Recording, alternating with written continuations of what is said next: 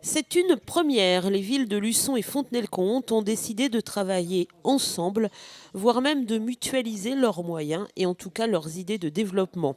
Les deux maires ont officialisé ce rapprochement récemment et que ce soit dans le domaine économique, culturel, social ou touristique, les deux villes souhaitent désormais avancer ensemble.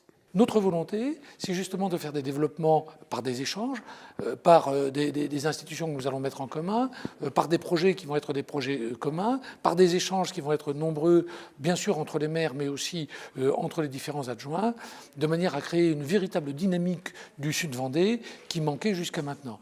Le fait d'avoir des relations qui sont des relations amicales entre nous, le fait d'avoir l'envie de tirer dans le même sens, que ce soit les deux villes, mais aussi le département, font qu'aujourd'hui, on a des chances historiques pour pouvoir réaliser des choses qui vont être durablement positives pour notre Sud-Vendée et pour nos deux collectivités, ainsi que, bien entendu, toutes les villes qui nous accompagnent dans les communautés de communes, dans les différents syndicats, etc. Alors, ce rapprochement a été souhaité depuis plusieurs mois par M. Perrier et moi-même.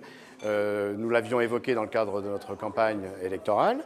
L'objectif étant d'établir des ponts entre la ville de Fontenay-le-Comte et la ville de Luçon, de manière à dynamiser le développement économique de nos deux villes, de manière à les rapprocher dans le domaine du tourisme, dans le domaine social également, et de manière à avoir des projets communs qui soient complémentaires entre nos deux villes et non concurrents. Des commissions vont donc être mises en place entre les deux villes, regroupant les adjoints concernés. Le but est donc de développer au mieux l'ensemble du territoire sud-vendais et de faire des économies en évitant les doublons inutiles. Les deux villes veulent aussi jouer sur leur complémentarité, notamment pour accueillir et attirer les investisseurs économiques.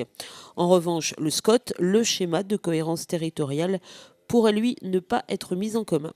Nous avons sur ces deux bassins de vie un SCOT qui est en projet. Certaines personnes souhaitaient que ce SCOT soit général sur les deux bassins de vie et nous pensons qu'aujourd'hui, chaque bassin de vie doit avoir un propre SCOT puisque l'architecture est différente, les besoins des uns et des autres sont différents. Donc nous allons nous pencher et réfléchir sur ces deux domaines. Une volonté de travailler ensemble, manifeste en tout cas, et qui était jusqu'alors difficilement réalisable pour différentes raisons.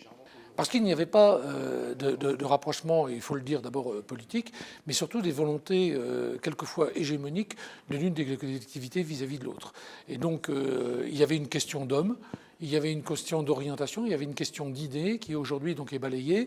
Les hommes s'entendent, les idées sont les mêmes, la volonté est la même. Et donc ce qui n'a pas pu se faire jusqu'à maintenant et historiquement peut se faire aujourd'hui. C'est pour ça que je disais tout à l'heure qu'il y a un véritable virage historique donc dans ce Sud-Vendée avec ce qui se passe aujourd'hui et les résultats des dernières élections. Les premières commissions communes entre les deux villes devraient concerner la communication, la jeunesse, le développement économique, la culture et les affaires sociales.